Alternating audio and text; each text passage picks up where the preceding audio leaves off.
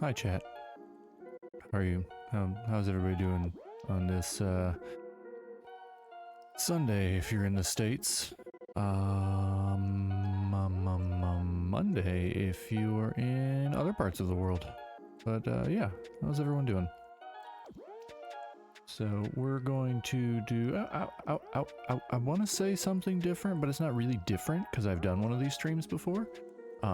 So it's not really different.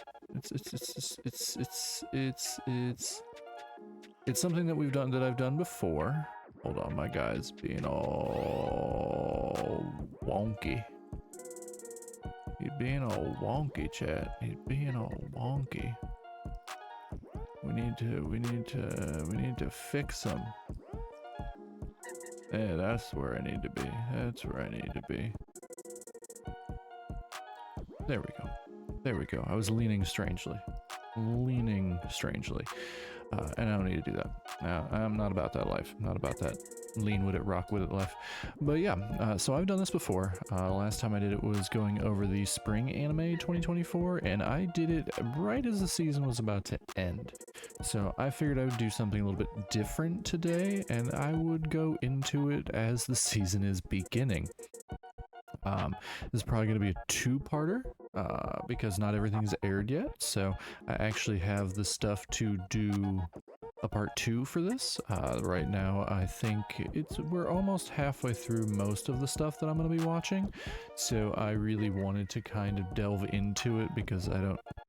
If I wait for everything, it's going to be waiting for another week and the video is going to be even longer, which is not a humongous thing. But yeah, I really wanted to break it down, and there wasn't really a game I wanted to stream today, so I figured I'd go ahead and do a talkie. We're gonna do a talkie today. But yeah, I figured it would be fun to kind of do it, and depending on how long the video goes, I actually have 2 slideshows set up. We're not going to use them as slideshows, obviously. I guess not obviously. But I have another thing set up that we can do some hobby chatting. If the video's not long enough, or if I just feel like I want to keep talking even more. So yeah, that might be fun. That might be fun. We'll see. We shall see. Chat. Okay. But anyway, we're just gonna get right into it. Let's scroll down here and get this all pulled up because we got a slide I don't use very often. So let's do it. Boom, boom, boom, boom. Look at that. Different slide, chat. This is my media chat slide. This is where I have slideshows and pictures and fun things galore. But yeah. It's not set up exactly how I want it. There's a large purple area behind me. But that's okay. That's okay. Am I tracking my cursor? Oh, good, I'm not tracking my cursor, so you can't see it. Ha ha ha ha ha. Okay, so the first one I want to talk about is 2.5 dimensional seduction. So it sounds more erotic than it is. Now, don't get me wrong, it is a fairly ecchi show, but it's also just like an otaku love story. So the premise is, I have no interest in real girls, so claims Akamura, the president of the school's manga club. He's your typical otaku, obsessed with a sexy, fictional 2D manga character known as Liliel. Then the new school year starts out and a real 3D girl named Lilisa, whose passion is cosplay, joins the club. Lilisa convinces Akamura to become her photographer, and guess who her favorite manga character is? Not only that, but Lilisa is into modeling the fetishy stuff. The boundaries between 2D and 3D start to blur as this hot-blooded romantic comedy unfolds. So this is actually one that I've been reading the manga, so I'm a little bit on the I do love me some romance stuff. I truly do. I'm a big fan of the romance manga and the romance anime. And when you start merging in other interests that I have, like manga or anime or games or figures or anything like that, it really just kind of pulls on my heartstrings. Old Zombie finds himself just loving these characters. So 2.5 Dimensional Seduction, while I will say that it is kind of an ecchi show because we are getting into the, I don't want to say the darker areas of cosplay. It's not really dark. It's the Lilisa wants to make a DVD showcasing her cosplay images and videos, which tends to go on more of the Eros side once you're older and things like that. Like if you were to go to any of the cosplay conventions and things like that, you can purchase these DVDs to, you know, collect either your favorite cosplayers or your favorite fictional characters that these cosplayers are actually dressing up as. So it does delve into that a little bit. So there is a bit of ecchi content to this, but if you look past that, what we have here is really two completely nerdy otaku characters completely lost in their own little worlds.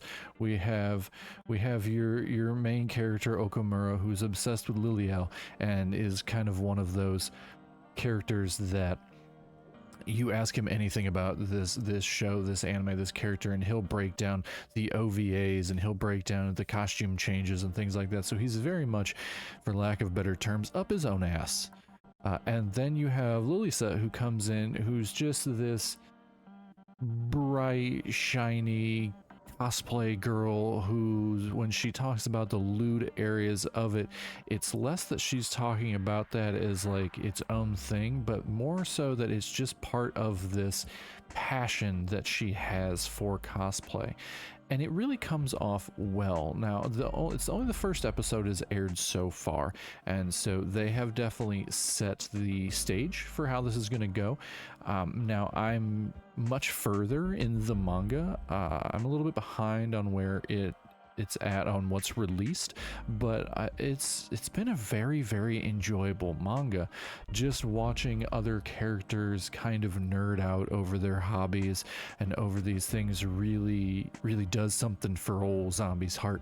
It's something that I truly do very much enjoy. So if you're a big otaku like me, if you're a big old nerd, whether it be nerding out over figures or anime or manga or anything within this realm, and you actually don't mind, like, I want to say rom-coms, because it's definitely a nerdy rom-com. If you don't mind that sort of thing, this one might be up your alley. Now I will say the animation and the artwork is stunning. JC Staff is doing this, and oh, Kermit's great. You're gonna make me talk like Kermit for 2 minutes? Oh man, right in the middle of talking about something I'm passionate about, you're gonna make me talk like Kermit the Frog. Okay, well, this is really taking the wind out of my sails. Welcome in, Star Wars Minion. We're just talking about anime here today.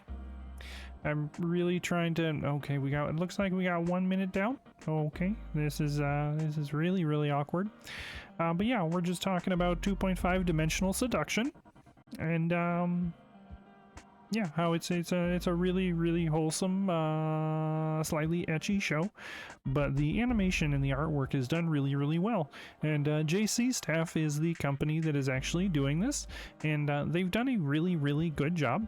I'm a big fan of their previous works, and they've done. This is really difficult. I'm so angry at you right now, Star Wars. I'm so angry. But yeah, they've done a really good job. If you're into the rom-com stuff, if you're into the otaku culture, it's definitely something that you should probably check out. And I'm really trying to stretch this out so I can start talking in my normal voice before I go to the next level. Oh, thank God, it finally. Oh, hi Star Wars Minion. How are you doing today, you monster, you?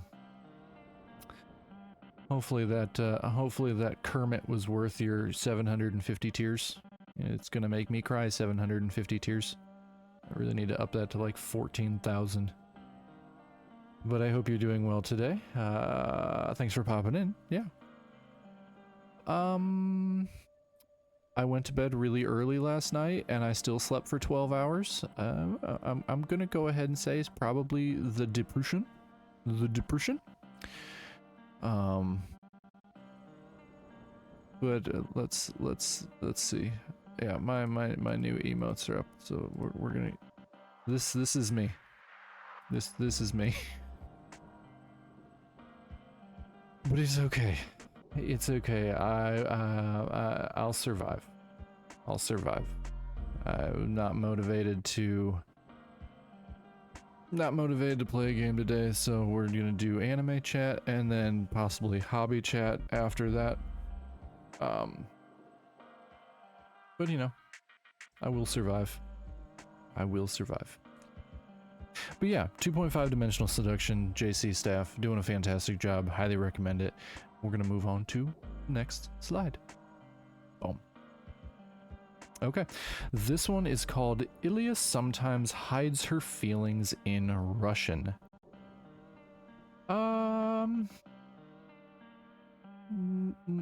No, not really anything you can do. Maybe after stream I'll text you. And we can go over it. It's just realizations. I've just run into realizations, and I don't like running into realizations. And on top of that, you add in the fact that I'm not a humongous fan of my apartment, and I want to move, but I can't afford to move. But I don't like being around noisy people. It's just stacks on stacks on stacks. I'm trying to not have a mental breakdown. You know, stuff and things.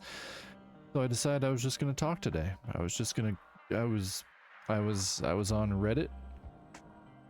See, my setup for this entire stream was actually something I pulled together earlier. I've done this stream before. I've done a spring anime 2024 review video before, and I had a lot of fun doing it. I didn't really have anybody in. There was one person who popped in a chat towards the end of the video, but I enjoy doing these videos. But I was browsing on Reddit earlier, and it was in a VTuber community, and somebody asked what people really like to see as far as content goes. And a lot of people were talking about how they really like seeing VTubers kind of nerd out over their hobbies, over things that they're really passionate about, because it kind of shows through. Just keep doing you, I'll be quiet in the back. You're perfectly fine. Not a big deal whatsoever. But it was just I'm not punching myself in the face. I don't know why it's doing that. Silly VTuber. But a lot of people, like, they really like seeing VTubers kind of nerd out over their hobbies. And it was something that they really enjoyed watching, and I kind of sat there and thought, yeah, I do enjoy kind of watching other VTubers when they kind of just start going ape shit, talking about things that they really truly do enjoy. So I'm just gonna do that today. I'm not gonna try and play a game for content and kind of force myself to play something when I really don't feel up to it. I'm just gonna talk about some things I truly enjoy. So we're going to start off with a summer 2024 anime, kind of do the rundown of the stuff that I've watched so far. I'll have a part 2 probably in a week or two with the rest of the stuff that hasn't aired yet. And then I have another little slideshow set up of going over just some of my hobbies and things that I really enjoy. So depending on how long this video is, we might get into that one as well, and just kind of have some fun, chat.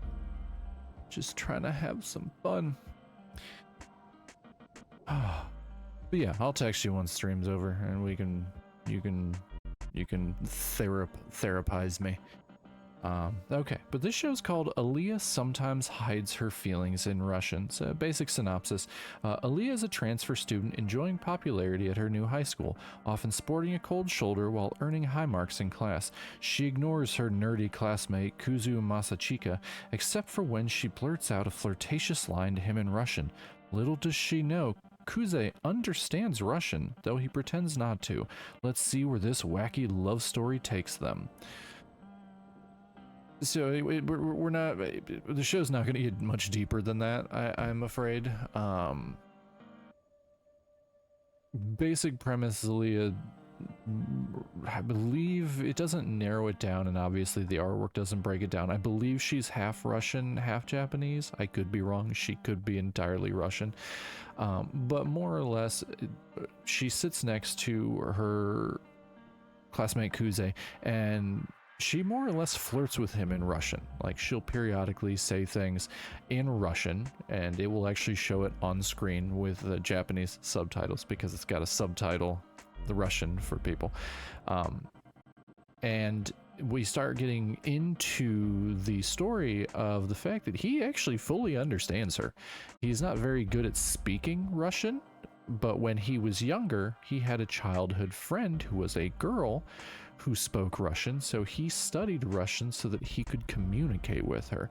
Now, what I think is going to happen with this is I think that's going to be Aaliyah.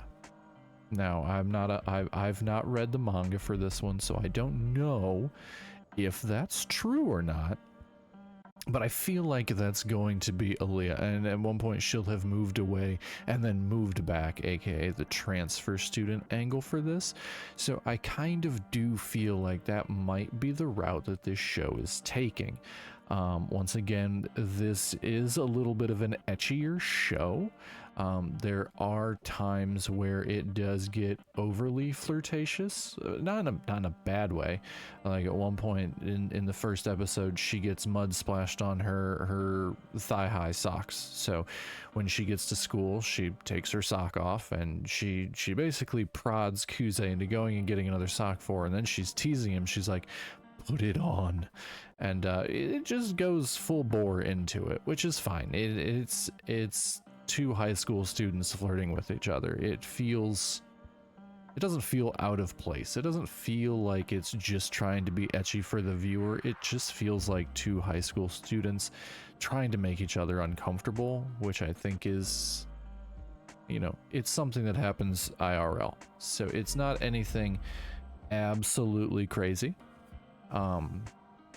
Once again, I mean, with this one, the artwork is very well done. Beautiful artwork. It's Doga Kobo is the studio that does it. I am unfamiliar. Let me see if there's anything else. Oh, they've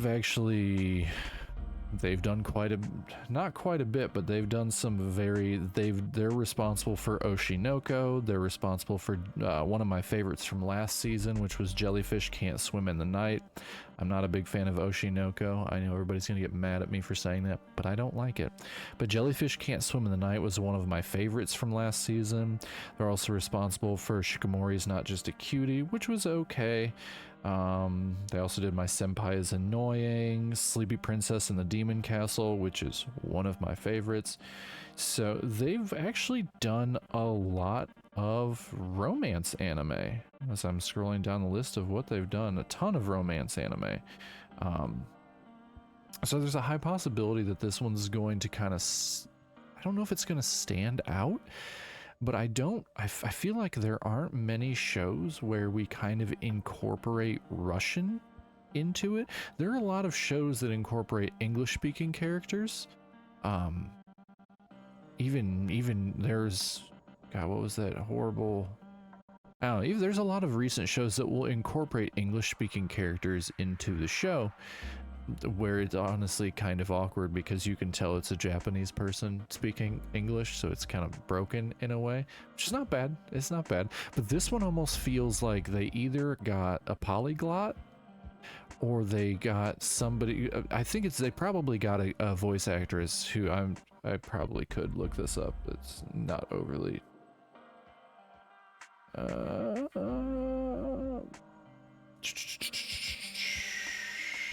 no, it's a Japanese voice actress. Sorry, I'm deep diving as I'm going through an app here to let me know who's voice acting. No, the voice actress is a Japanese voice actress, but when she speaks in Russian, it honestly sounds like a Russian speaker. I've known some Russian speakers throughout the years, and when she slips into saying Russian phrases, it doesn't feel disjointed. It doesn't feel broken. So I guess whoever they went with has some understanding of the Russian dialect, and so it feels very genuine. So I think this one, at least for me, because I'm a big sappy hopeless romantic, which is why a lot of the shows that I'm watching this season are romance shows. But I feel this is going to be a good one. It's not going to be it's not going to be like 2.5 dimensional seduction where it's kind of playing off otaku subsets and things like that. It's going to play out more like a fairly standard romance. Now we do have other characters, as you can look. Let me see, can I move my hand here and point at something? Is that going to be... Nah, screw it. So Ali is going to be the one in the front with silver hair. The other three characters around are, I imagine, going to take up the other character slots, and it remains to be seen if this is going to be a harem situation or if this is going to be a fight for the MC's attention situation. But it's already pointed out one of the other characters is another childhood friend of Kuze. So I'm really curious as to what route it's going to take. But if you're into rom-coms, that's definitely going to be probably a fairly wholesome one that's not going to be as ecchi as 2.5. But yeah, definitely check it out. All right. We're going to move on to the next one. Okay. I forgot to recommend this in my spring 2024 video because it started airing in spring 2024. Lucky for me, it's not done yet. It is still currently airing. So this is Dead Demons Dita Destruction. So I tried reading this manga years ago and just kind of lost interest. Not that it's bad, it's actually critically acclaimed manga. It just didn't hold my attention for what I was reading at the time. But damn, if this adaptation's just not doing it for me. So I believe that this aired, I want to say it aired as a movie, but now that doesn't make any sense. It's too long to air as a movie in Japan. But the basic summary for this: as the world is threatened by the sudden appearance of a mysterious alien mothership, best friends Koyama Korobe and Nakagawa Ontan Oran carry on about their high school life, but as they grow up they face existential questions, learning adulthood's complexities, and that the true threat may not be from above. So I've talked to a few people that this show confuses them. And that's because the show doesn't, they're not selling it properly. It's being sold as a sci-fi show, but it is more of a slice of life show with sci-fi undertones. So what I mean by that, like, yeah, there's definitely an alien invasion going on, but you don't see the aliens very often. The aliens are tertiary characters. You are mainly focusing on Karobe and Ontan. You're focusing on their friendship and their relationship and the things that they are going through. Basically, like, the spaceship just kind of hovers over the city. It's just there. It's not attacking anybody. Periodically, some ships do fly down. But those are always minor things. And I think that's also kind of trying to point out just how society is taking this, and the fact that it's pointing out that this is a slice of life show. It's about these two girls dealing with things that, regardless of the aliens being there, they're still going to have to go through. And I think a lot of the confusion that people were feeling on this show was that the episode 0 that aired before the start of the show was super duper far into the future and focused more on the sci-fi aspect of it. And then when they rewound back to episode 1 just starts up the slice of life area. And so, all things considered, this is a slice of life show. that has sci-fi in it. Now it's done by Production Plus H, who has literally done almost nothing. They've done a movie version of this. Looks like 2 different movie versions of this, and then Uchu Camper Chi-Chi, which I don't know what that is, and then The Orbital Children back in 2022. Which, in all honesty, I'm not familiar with The Orbital Children. I'll have to look into it. But they're doing a fantastic job with this show. The artwork's really well done. The voice acting is really well done. Everything about it's really well done. But I think it is extremely highly rated, but there's just a lot of people that are very, very confused about what this is. And what this is a slice of life that has sci-fi elements to it. So if you're okay with slice of life shows, this is probably going to be a good one for you. If you're not, I would probably avoid it, even though I'm saying that it is a fantastic show. It truly is. I adore this show. I enjoy the characters. I enjoy the artwork. The ED for this song, the ending theme, is batshit crazy. It's just so good. I highly recommend that. But I mean, you also have to look at the notes for the manga for this. Was the winner of the 66th Shogakukan Manga Award. Like, the manga that this is based off has actually won awards, so it's something that is well done. It's critically acclaimed, and the studio that's taken this upon themselves is doing a fantastic job. I just think that it's going to be for a very specific type of fan, and luckily I fall into that category, so I'm not losing out. I'm doing quite well with this one. But if you can't get into the slice of life area, even though there are existential areas, there's discussion of existential crises things, there's discussions of growing human sexuality, there are discussions of philosophy, and then you have your sci-fi backdrop overlaid onto this. So there's so much going on that I think really you have to be open to it for that. And if you can be open for that, you're truly going to get a fantastic show. But don't go into this thinking, oh, it says dead and demons and destruction, it's gonna be an action-packed romp, because it's not. That's not what this is. This is definitely something that it's geared more towards people that want, I want to say, a thinking man show or a thinking person show. But that is kind of how this one plays off. Okay, but yeah, dead demons, destruction. Yeah, if anything, go to YouTube, type that in, and type ED or ending theme. It's literally a banger. It's so good. All right.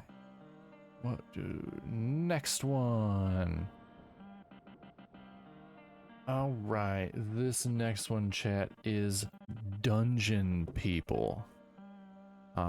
We have an ad break incoming in a minute 30, so I'm just gonna kind of go over this a little bit and then pause for our ad break. Dungeon People. On the hunt for her missing father, Master Thief Clay heads off into an unexplored dungeon, but much to her surprise, the dungeon's caretaker offers her a job. Thievery hasn't worked for her thus far, so perhaps this new career path will take her closer to finding her dad. But change is never easy, from interviewing monster guardians to positioning traps to confound would-be explorers. Clay has a lot to learn about what it means to be one of the Dungeon People. So that is the synopsis for Dungeon People. Once again, this is one that I've been reading the manga. I've been reading the manga for this one for quite some time, actually, and I really truly enjoy the manga for this one. The art style is fairly, I don't want to say unique, but it fits the aesthetic. fairly well. So I really, that was kind of one of the things that drew me to starting to read the manga in the first place. And I was honestly kind of happy when I found out that they were going to do an anime for it. But with that said, we have an ad break starting in 10 seconds. So I'm going to hydrate, and I will continue talking about this once that ad break ends. See you in a second.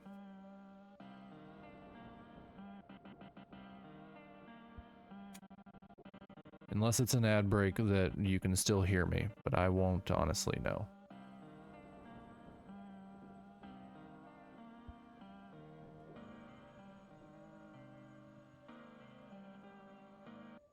Because it doesn't tell me what kind of ad breaks are playing. And my mods don't get the ads either.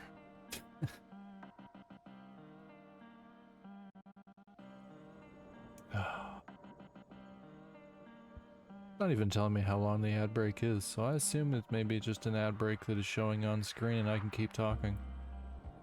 It's not telling me it's a minute and a half like it usually does. Okay, screw it, we're gonna keep going. But Dungeon People, there's really not much to say about this one. It's not an isekai, so that's fantastic because there's a lot of isekai this season.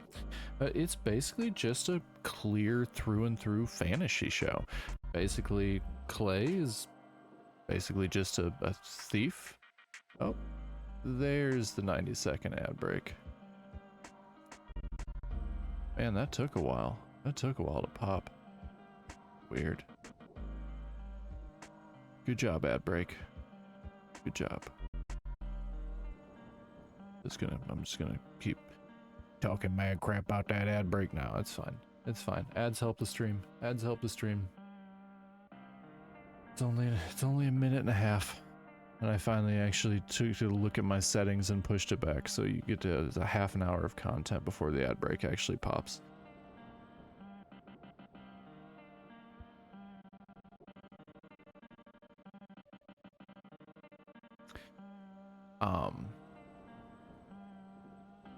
But yeah, basically Clay just goes dungeon diving. She's looking for her dad. I'm just gonna keep talking.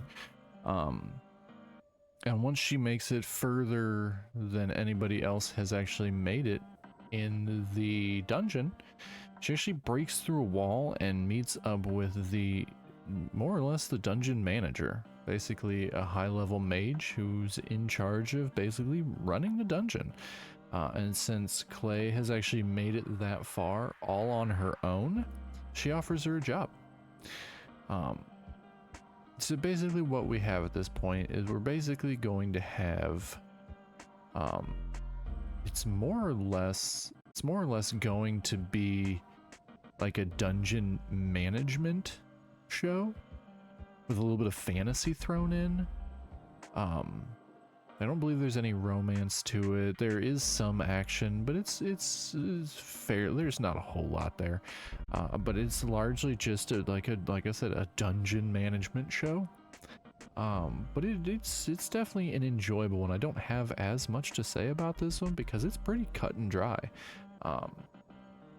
It's unique upon itself. The artwork's cute. The characters are well done. The company that does it's OLM. OLM is a pretty well-known company. God, they've done a whole bunch of stuff just this year alone. But they're known for doing the Apothecary Diaries, The Faraway Paladin, I Parry Everything, Tonbo, Dark Gathering. They've done a whole bunch of Beyblade and Pokemon stuff. They've done Don't Toy With Me, Miss Nagatoro. So they've definitely done a lot of things, and even within this realm, this genre, they've actually done quite a few things. So this one, in all honesty, is a pretty safe bet if something kind of chill and laid back is kind of more your thing, because that's kind of how this one's going to play off as well. It's not your standard fantasy fare where we have a whole bunch of violence going on. We do have a whole bunch of those this season, but that's not what this one is. This one's just going to be more of a laid back, like I said, dungeon management show. yeah, I definitely this one is unique. If anybody's out there thinks it even sounds remotely interesting, I'd say give it 2 episodes. Most of the time I say give things 3, but at the speed this one's progressing, I think after 2 you'll kind of know if it's for you or not. I guess we can go back to these ones and kind of go over that real quick. 2.5, you'll know if you enjoyed after 1 episode because the rest of the story is very similar. Aaliyah, I think you'll need to give it 2, maybe 3 to see if you'll like it. Dead, don't start with episode 0 if you can make it through the first episode or 2 of the regular show. Not counting episode 0, you'll know if you like it. And Dungeon People, I think after the first 2, you'll kind of understand if you like it or not. Okay, moving on. Failure Frame. I became the strongest and annihilated everything with low-level spells, including the character count on Twitter. No, but for real, this title is so stupid. Once again, I've been reading the manga for this one for a while. I haven't dropped it yet, even though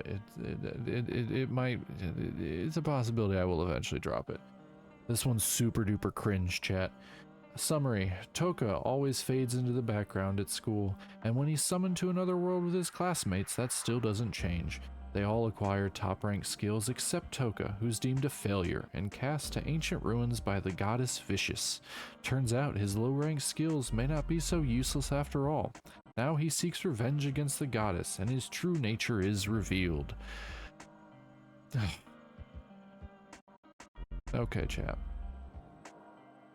Come closer. Come closer, chat. Are Fioretta. Are Fioretta. Basically, this is Are Fioretta without the tiny vampire queen. Basically, the nerdy kid is sitting on a bus. Everybody in his class is kind of an asshole. They're all picking on people, making their lives miserable because they think they're better than everybody. You're literally made to hate his entire class within 3 minutes of the show starting. They all get isekai, taken to a new world where they're all granted powers. Lo and behold, all the douchebag kids get S rank and A rank powers, and our protag basically is given an E rank power where the only thing he can do is status effects, so he can paralyze, stun, and poison, basically. The goddess at that point says he's basically trash. You're not meant to like her either. She is portrayed as being just a humongous piece of shit from the beginning. There's literally no way around it. As soon as she's introduced, you dislike her. Same with most of the rest of his class. You are not meant to like them.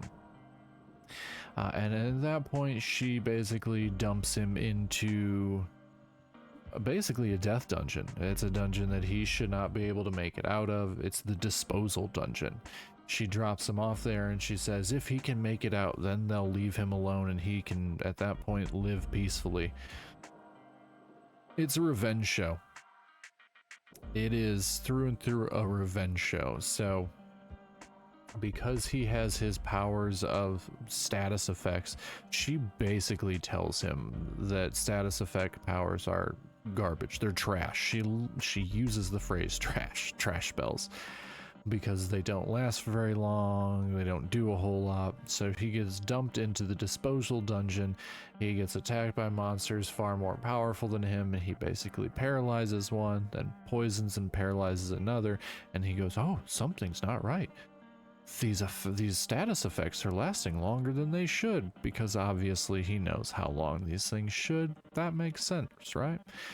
That's how isekai goes. You either know the rules or you ask far too many questions trying to figure out the rules. There's sadly no one's found a nice middle ground yet, which is actually not true. There are numerous isekai that I would actually put over this one, where actually the logic makes more sense. If you want cringy edgelord shit, here it is. It's a cringe show. Everything about it, you are not meant to like any character except for him.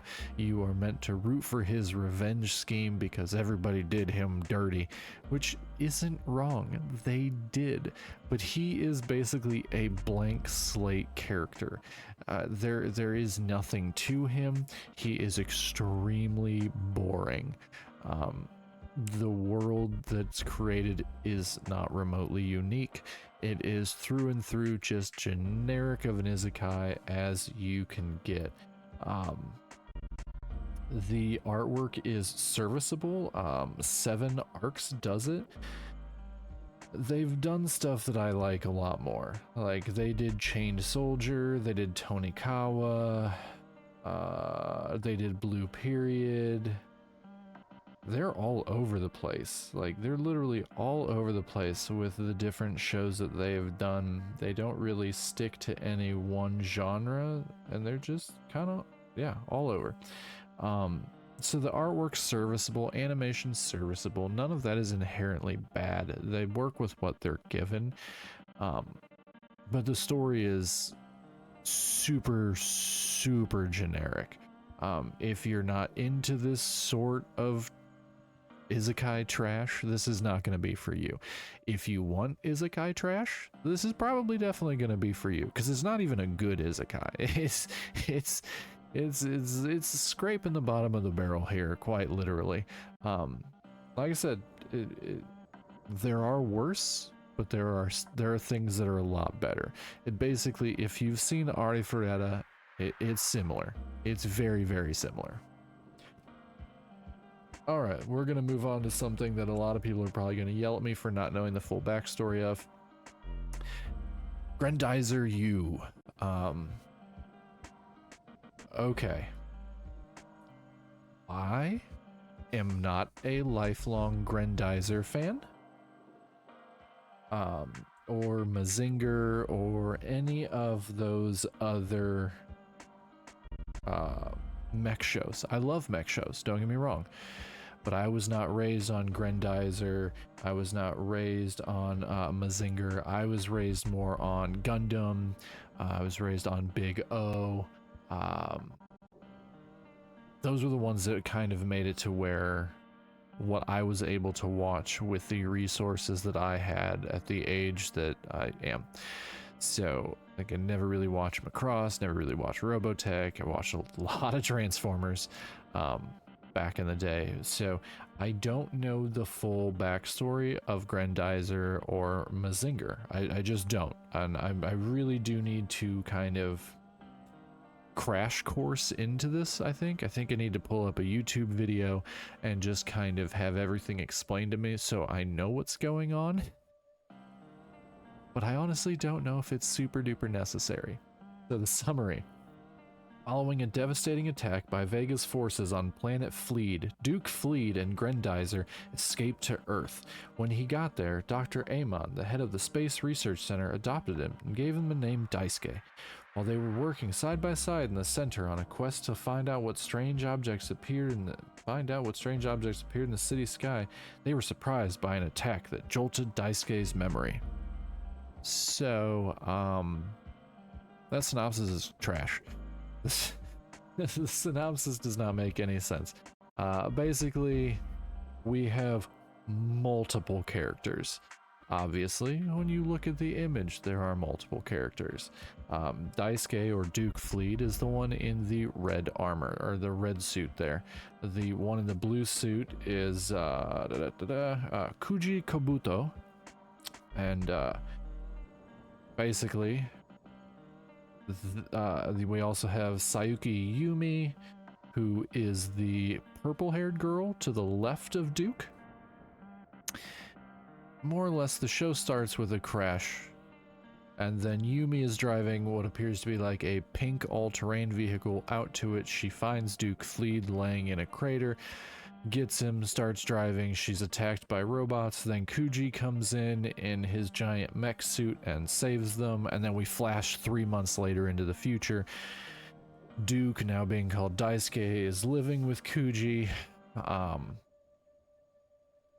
and Basically, Kuji is shown to be this like super rich playboy kind of guy who's into motorcycle racing and horses, and he's actually really nice. A lot is thrown at you very, very quickly. This is very much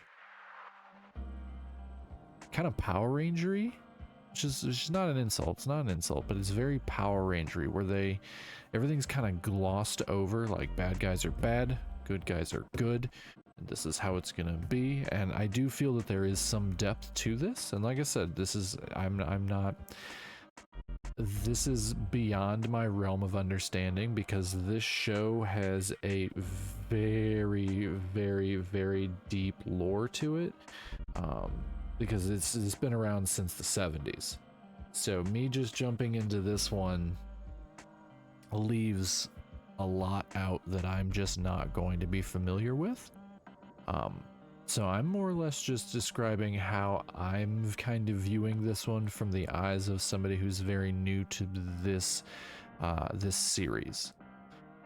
But I enjoyed it. I enjoyed the first episode. It feels like Mecha without all the added bells and whistles of like deep government espionage backstories. Now, we might have some. I don't know. I'm 100% unsure. It's not something that we can take for granted, because it's not something that I know.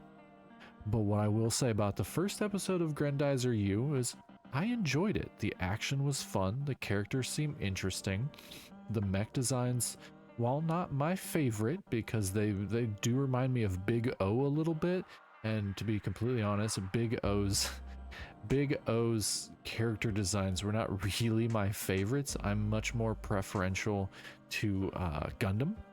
Gundam is kind of where I really like my mech designs to be.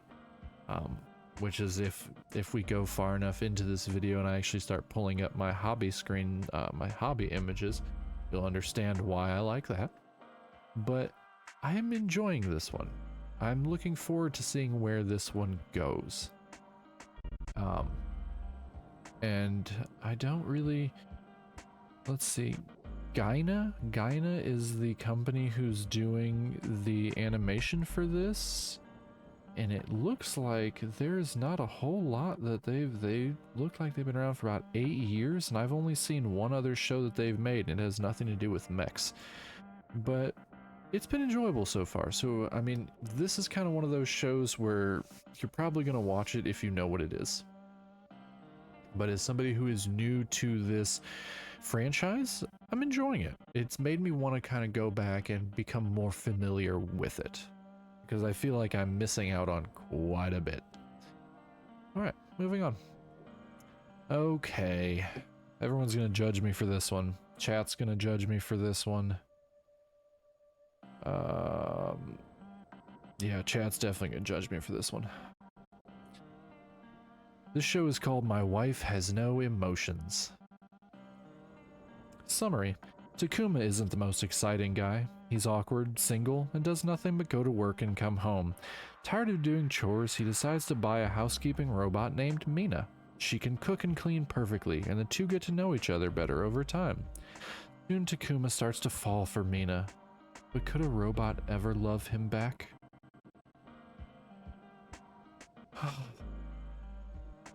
Chat. Chat. I've been reading this manga for some time.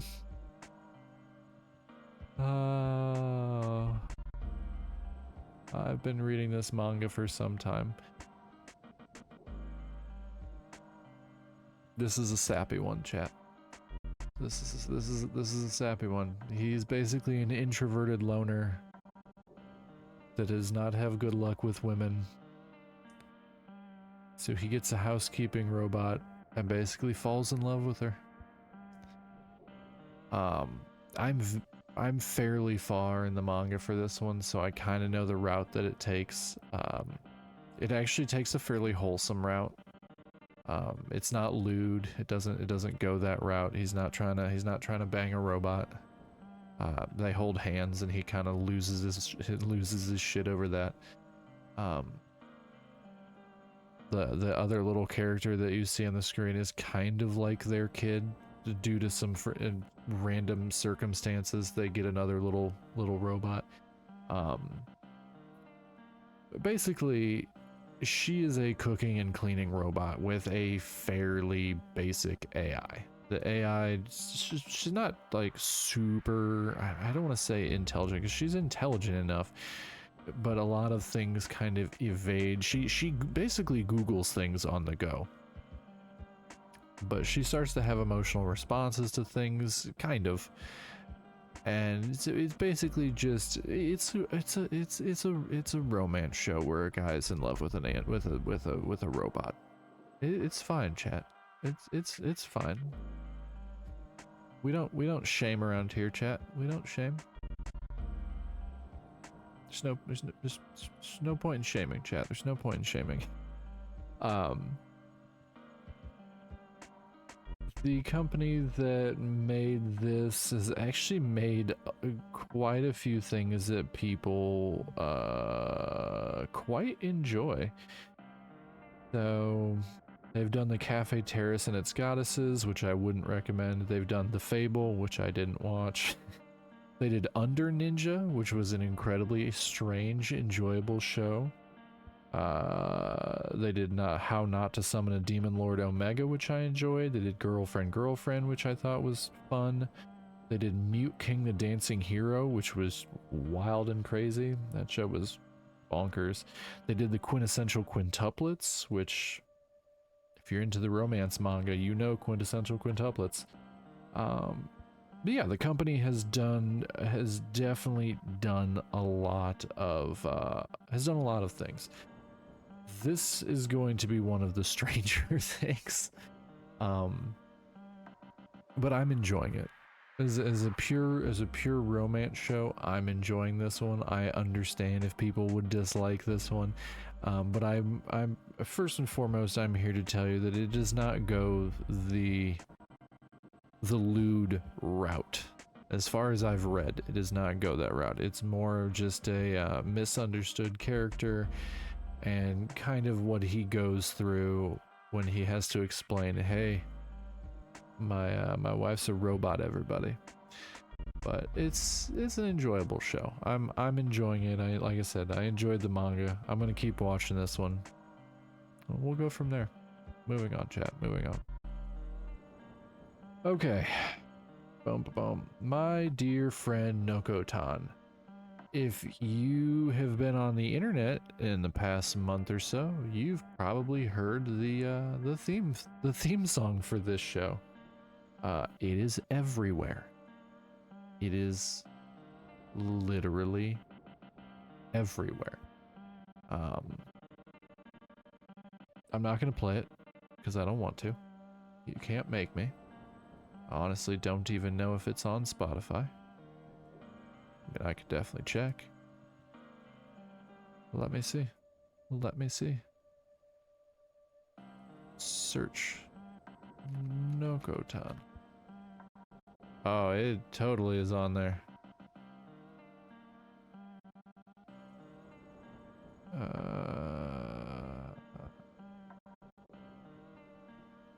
think this is it. Hold on. Go to artist.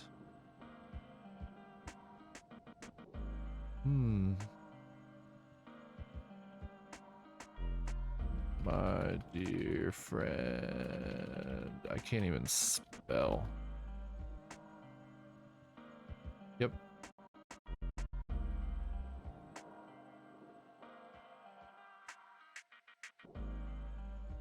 That is totally not the song. That is totally not the song. Oh, screw it. We're not gonna play it. We're just gonna keep talking. So basically, my dear friend Nokotan, girl meets elk girl and chaos ensues. No one knows Tarako used to be a delinquent. All of her classmates only know her as the perfect student. But everything changes when Nokotan, a transfer student with antlers, enters her life. Antlers aren't the only thing strange about Nokotan. Her deer nose can sniff out Taraka's secret past. Whether it's at school or the zoo, chaos follows his doe-eyed girl's every step. Tarako has so many questions. Is Nokotan a deer, a girl, or something in between? The show is unhinged as hell, chat. So the synopsis makes it's a good synopsis. It's a good synopsis. So basically, Tarako used to be a delinquent. She's now an honor student. She's working her way into, she's in high school now, and she's trying to put on a new front to kind of be liked instead of feared.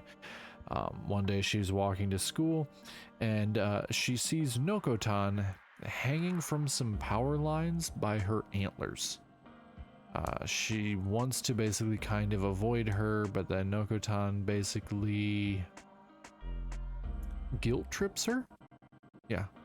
She guilt trips her into helping her get down from the power lines.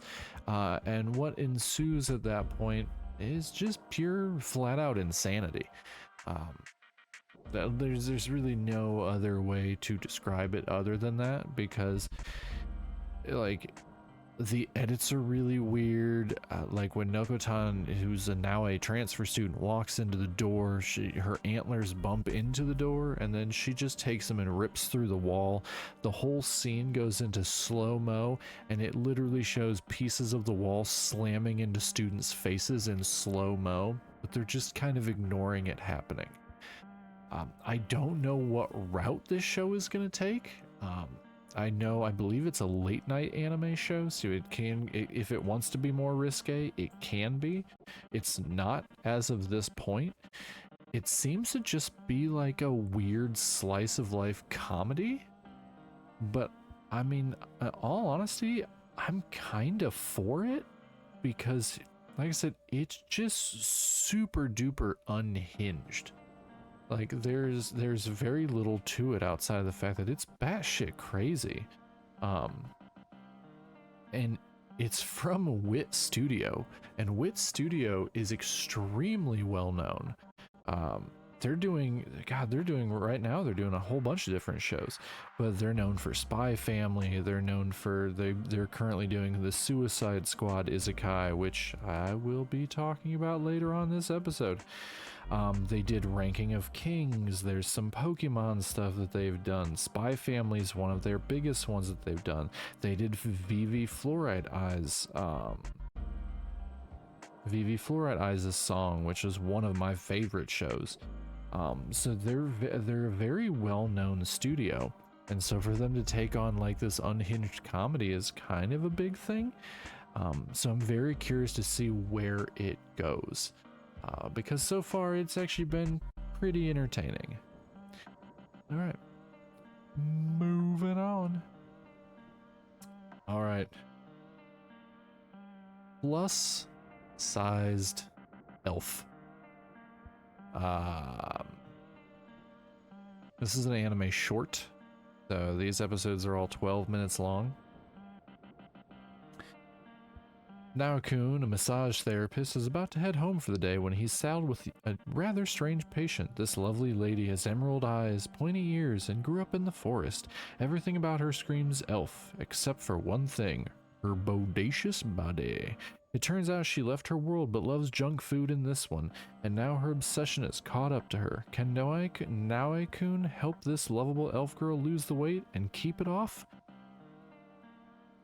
Once again, it's not a very good synopsis. Yes, it kind of tells you the base points of that, but what it isn't telling you is that the elf girl has actually come to this world because of French fries.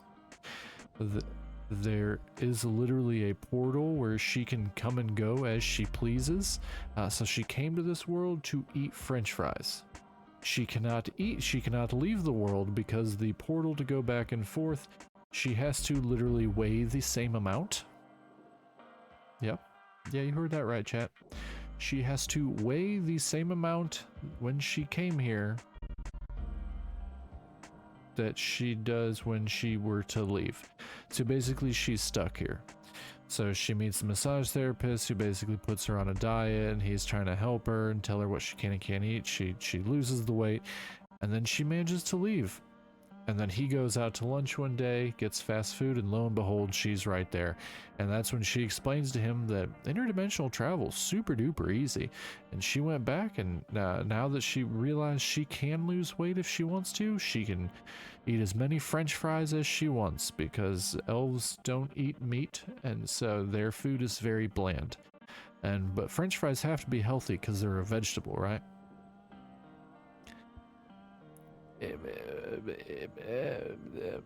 It's an ecchi show. It's got nudity, it's goofy, it's 12 minutes per episode. It's very shallow. It's an extremely shallow show, and I'm not saying that as in shallow as in it's body shaming anybody or anything like that. Far be it. I'm saying it's shallow because there's very little to it. It's just a goofy punchline laden show. I don't think it's going to touch on anything insane. I think it's literally just going to be a goofy comedy show through and through. It's not breaking any new ground. It's not bad by any stretch, but there's just not a lot of substance to it. It is just what it is, and that's fine. There's no big deal. That, like I said, that is what it is, and that's perfectly fine. It doesn't try to sell itself as anything different, and it looks like the company that did this has not done anything outside of hentai. Oh, yep. Alright, moving on. Quality assurance in another world. Alright. Despite its location in a remote region south of the continent of Falnark, the island of Claiborne is made up of 5 small countries crowded together and in constant conflict. In the most remote reaches of the smallest and most peaceful country on the island, the Kingdom of Bale is a small village where a girl named Nicola lives a humble life. One day, while she's out gathering firewood as she does every day, a massive dragon, a creature that's supposed to only live deep in the mountains, appears in front of her. Just as it's about to attack the village, a man named Haga rushes to the scene. Haga is a member of the King's Seekers, a top-secret investigation team. Nicola has never once felt bored with her peaceful life, even when every single day is practically the same. But after meeting Haga, she's so intrigued by Haga and his travels that she decides to step out into the world herself, and then learns the true nature of her world.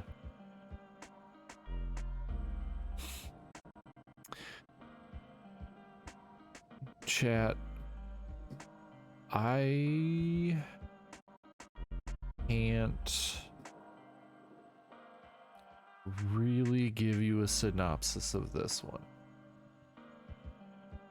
There is a twist about 16 or 17 minutes into the first episode that you will either vibe with or you will hate.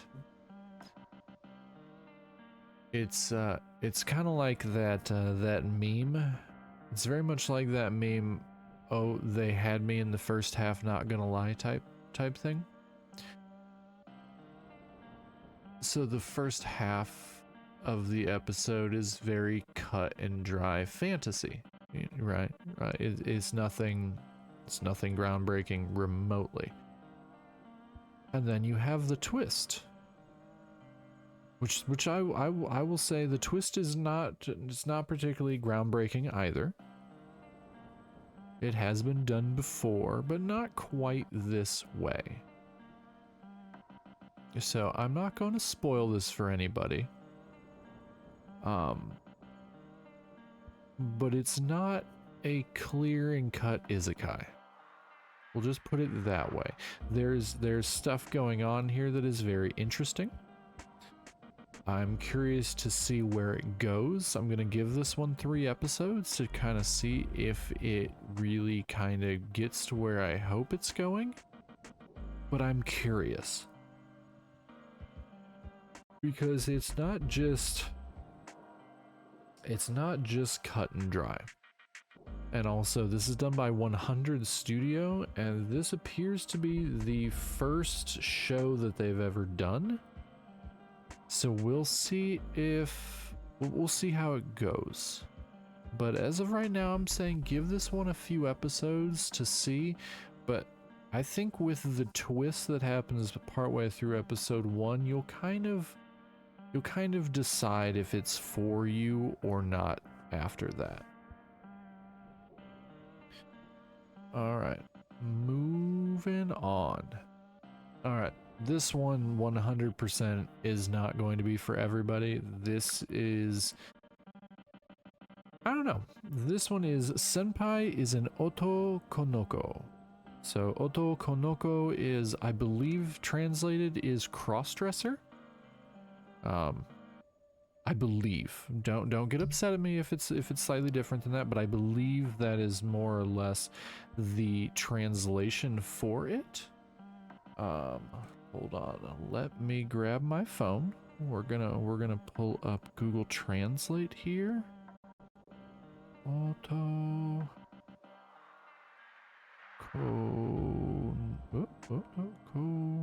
Konoko. Okay, so the translation is literally just boy, which doesn't, yeah, it basically it's the main character is a crossdresser. It does not get into any depth if what reason for it,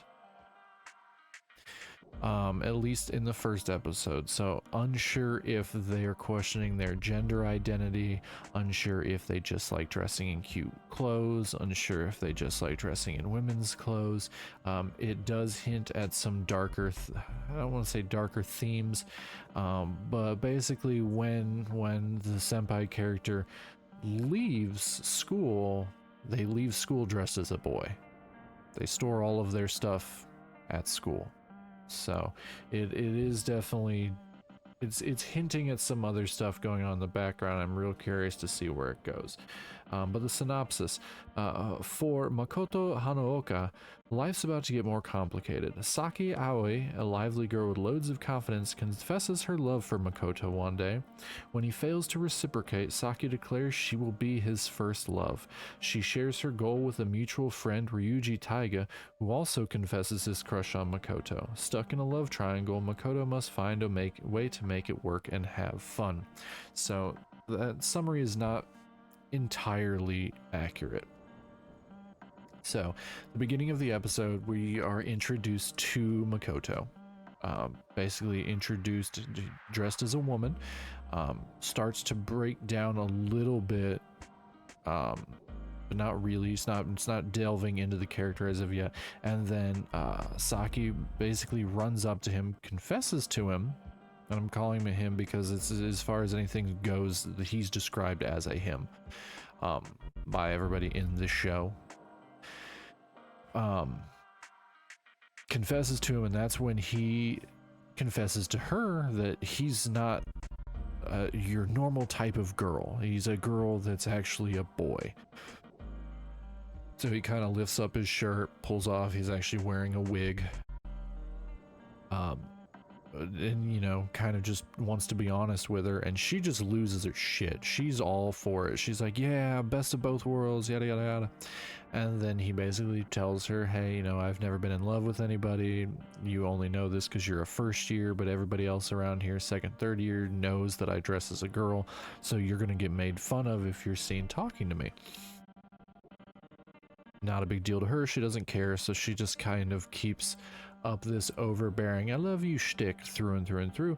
And then what happens from that point is Ryuji basically comes up and confronts Saki early on, and that's when you find out that Ryuji is actually childhood friends with Makoto, and yes, does have a crush on Makoto, but has not confessed it as of yet. It's kind of one of those, he's like, why would I have a crush on him? He's a boy type things, but he's got a picture of him in his little wallet thing.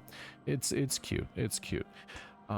So I do feel this is going to go the love triangle route. I don't know how much they're going to play into the Otoko Noko. Yeah, Otoko Noko. I'm not sure what route it's going to take with that. Like I said, I don't know if it's going to go into the gender identity. I don't know if it's going to get into just like stressing that way. I don't know if it's going to go into homosexuality or anything like that. I really don't know. I'm very curious. Obviously, we don't judge here. Whichever route this is going to take, I'm perfectly fine with. As long as it's a cute romance story, I'm all for it. But the artwork is very the artwork is very good. I'm curious as to see which route this takes, because there is another show that is, it's not another show, I take that back. There is another manga that is similar called Crossplay Love Otaku X Punk that plays off on the Odokonoko aspect, but it plays it off more in the fact that it's not it's a gender identity thing. They just like dressing that way. So I'm really curious as to which route this show is going to take. Is it going to just take it as he just feels more comfortable in women's clothing, or is it going to go into the he wants to be a woman aspect of it? And how is that going to play off with the romance aspect of it? I'm very much enjoying the first episode. I thought was very, very good. I think the artwork's very well done, and so I am very interested to see where this goes. Unfortunately, and I say that because it looks like the company that's doing this has done some not good shows. Some shows that have caught a lot of flack from the community, like A Girl and Her Guard Dog, which is basically a show about grooming. Butreba, which is basically it's also not a good show. We'll just leave it at that point. They also did like The Vexations of a Shut-In Princess, which was a fun show. My Stepmom's Daughter is My Ex, which was a strange one. But then they also did Higehiro. After being rejected, I shaved and took in a high school runaway. They've done some strange shows. We'll put it that way. They don't tend to, it doesn't look like they tend to avoid doing shows that are going to get them looked at strangely, I guess, for lack of better terminology. Okay. Moving on. But yeah, Senpai is in Otokonoko. If any of that sounds interesting to you, give it a shot. I think it'll surprise some people. If that's too much for you, I totally get it. I'm not here to push anything on anybody, but I'm enjoying it thus far. Okay. I have some words for this show, chat. Suicide Squad Isekai. I want to like this more than I do. Yeah. In the crime-ridden city of Gotham, Amanda Waller, the head of Argus, has assembled a group of notorious criminals for a mission. Harley Quinn, Deadshot, Peacemaker, Clayface, and King Shark. These supervillains are sent into an otherly world realm that's connected to this world through a gate. It's a world of swords and magic where orcs rampage and dragons rule the skies. An Isekai. With lethal explosives planted in their necks, there's no running or hiding, and failing the mission means a one-way ticket to the afterlife. Can Harley Quinn and her crew conquer this perilous Isekai realm? Brace yourself for the pulse-pounding saga of the elite task force known as the Suicide Squad as they embark on a jaw-dropping adventure.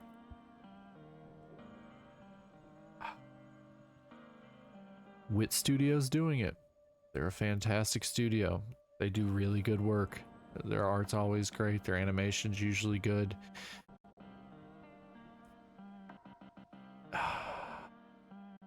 It's boring. Like everybody on Reddit likes it. I try and read through some subreddits and see what people are talking about to see if I'm just the odd person out. And it looks like with this show, I am the odd person out. So I'm usually I've seen most of the DC animated movies. They're all on HBO Max. Usually if I'm bored, I'll just put one on in the background, you know, take a nap or whatever and watch them. I don't dislike them. They're usually fine. They're serviceable. They're not, you know, not amazing, but they're fine. They dropped the first 3 episodes of this, and I sat and watched them back to back to back. I was so bored.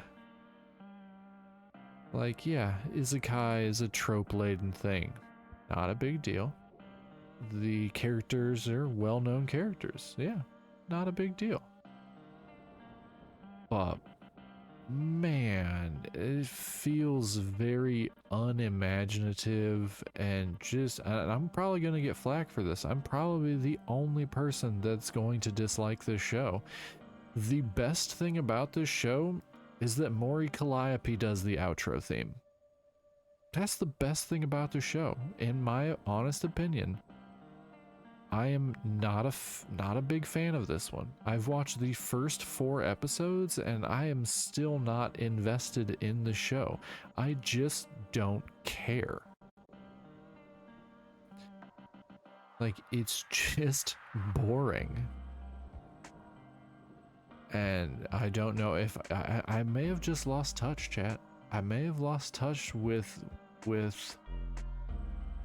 what everybody likes nowadays. But for me, this one just isn't it. Like, I think there's only 10 episodes. It's a 10 episode, and they've already done 4. I usually give most shows 3 episodes before I drop them. I've given this one an extra episode and I might give it 1 more, but I don't know if I'm going to make it to the end of this season for this one. Even with only 10 episodes, even with not even running the full length of the full season, it's not great. It's like I said, I want to like it more than I do. I'm just honestly kind of bored. But yeah, that's really all I can say about that one. Moving on. Okay. Tower of God. I really liked the first season of Tower of God. It dropped the same season as God of High School. This is around the time a lot of Korean webcomics were getting animated and brought over to Western world. Which is a good thing. It's a good thing. There's a lot of interesting stories there.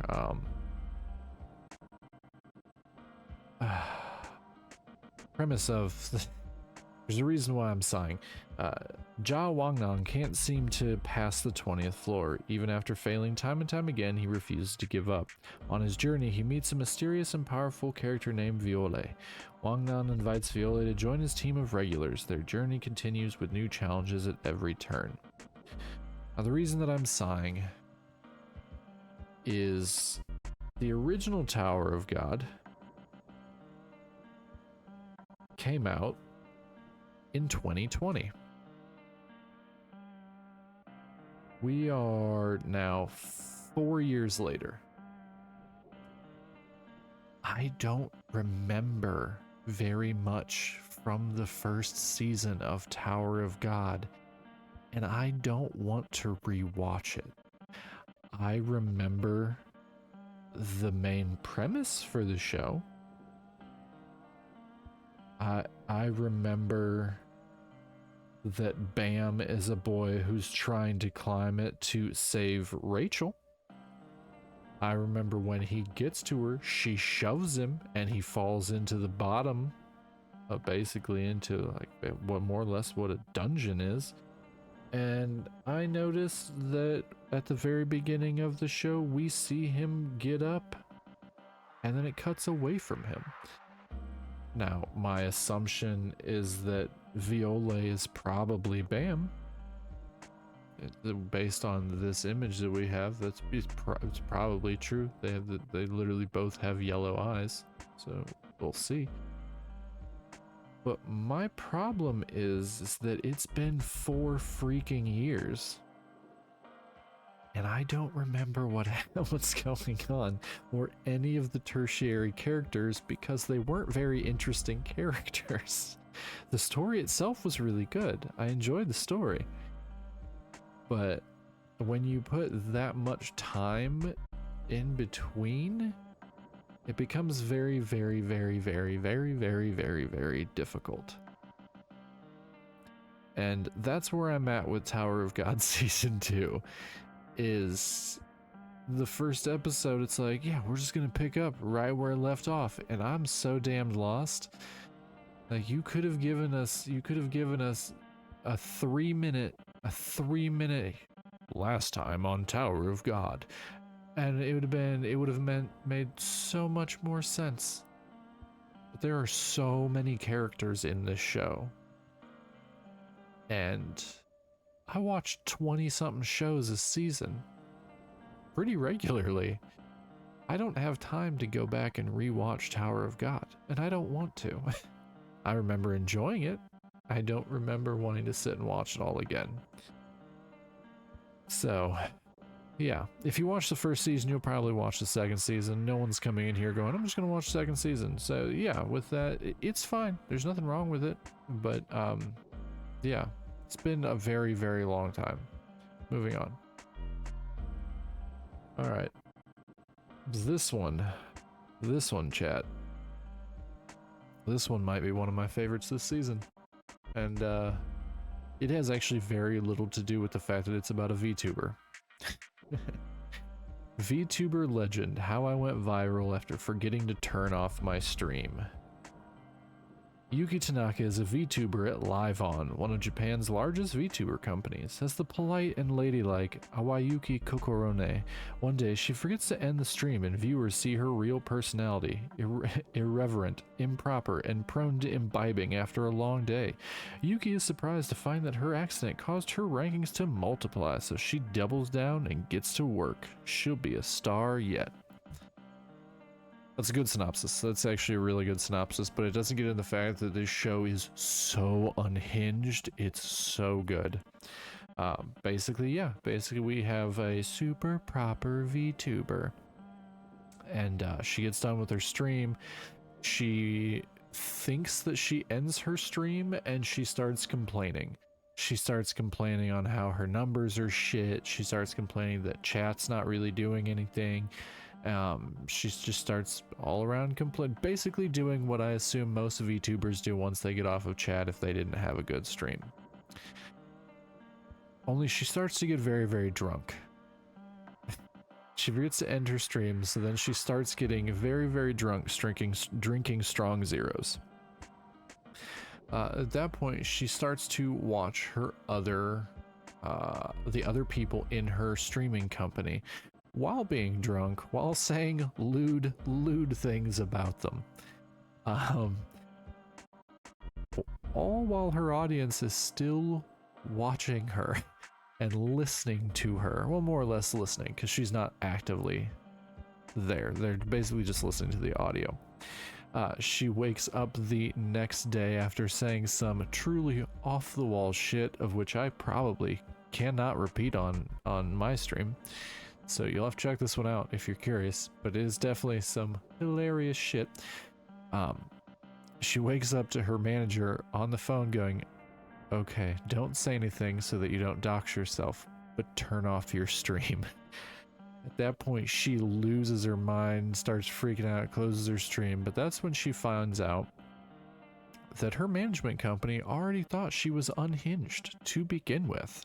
And they were just waiting for something to happen. So now that it has, she's been given permission to just go off the rails. She no longer has to be this polite little VTuber, proper and prim. She can just do the damn thing. So she just starts drinking while she's on stream and just saying off the wall shit. And everybody's loving it. And that's when she has like she's a Gen 3. So basically in the hierarchy of VTubers, the Gen 3 after usually I think it's usually in places like HoloLive, after they have graduation, they bring in a new generation of people. I think HoloLive has done theirs a little bit differently. I think they just keep expanding out to different countries and releasing those as generations. So there are Kohais and Senpais. So basically, while she's on her first okayed stream as herself, some of her senpais hop in and start asking off-the-wall questions, trying to set up for doing like streaming collabs with her. I'm really enjoying this one. I laughed out loud multiple times. It was just so goofy. It is not meant to be taken seriously. It is a comedy through and through. It is full of lewd jokes. It is filled with, it is actually, there are edited out words that I had to actually look up to understand what they meant. And those are some of the things that I will not be able to say on my stream. But overall, it is a really fun show. Yeah, I highly if you have any interest whatsoever in VTubing, if you watch VTubers, if you are a VTuber, definitely check this one out. I think you'll get a humongous kick out of it. TNK is the group, is the company that did it, and they are known for doing basically all ecchi stuff. That's what they're known for. They did Immoral Guild, they did a redo of Healer, they did High School DxD, they did Icky Towson. Like, it is all ecchi stuff. But man, they went ham on this one. The artwork looks good, everything about it looks good. It's great and it's funny, and I really truly enjoy it. So definitely check it out. Okay, well, that is the end of my list, at least for anime for 2024 summer season, with the stuff that I've already checked out. Everything else that is on my list is actually not aired yet. So with the next week or two, I'll be able to finish and do another list similar to this one. But that is about an hour and a half. I was going to say, if it was only about an hour long stream, I was going to go ahead and push on. But since that's about an hour and a half, I think I'm going to go ahead and call stream for this one, and just kind of do it as, yeah, we just did anime 2024 summer part 1, and I'll just go ahead and just called it that. So I'm going to go ahead and head on out of here. I'm going to go ahead and get this exported over to my YouTube in case nobody went ahead and watched the stream. They can go ahead and check out my VOD. But yeah, I want to thank everybody who popped in today. Thank everybody who was lurking. And yeah, I'm going to go and relax for probably the rest of the day. I've got work tomorrow for the next 4 days, doing some long hours. So yeah, I'm gonna try and have my stream. I might have to cancel my stream for tomorrow because I have to be up ungodly early on Tuesday. So we might have to push my Monday stream to Tuesday. Make sure you check out my Twitter and check out, I usually try and also post any scheduling changes on my Twitch stories. But yeah, I just remembered I have to work super duper early Tuesday morning, so I might not be able to do my stream tomorrow night. I might have to push that till Monday, or push that till Tuesday, sorry. All right, but with that being said, I'm going to head on out of here. So as per usual, peace.